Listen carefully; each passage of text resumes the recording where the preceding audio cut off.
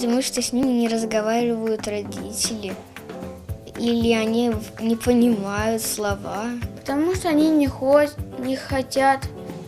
на крымско-татарский язык, не учат слова, песни. Потому что они непослушные. Поэтому В школах плохо учат этому языку, а все разговаривают на русском, и никто не учит детей разговаривать на крымско-татарском языке.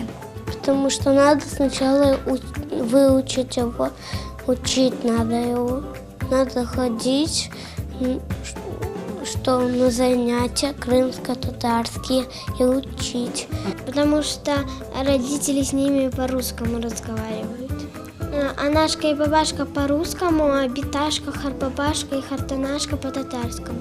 Наверное, они не учили дома. Взять папку и читать. Потому что когда они родились, они сначала ничего не знали, а потом им объяснили, первые они объяснили русские, а потом они учатся по-татарскому.